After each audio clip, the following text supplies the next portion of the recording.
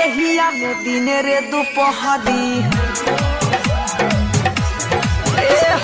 चढ़ गइल बाई फगुआ के शीतल लहरी सखी जार लागे देहिया में दिन रे दोपहरी चढ़ गइल बाई फगुआ के शीतल लहरी दिलवा ना ओकर दुखाएंगे अपना राजा जी के बाजा में सुताएंगे हर जहिए में चेहरा बिताएंगे अपना राजा जी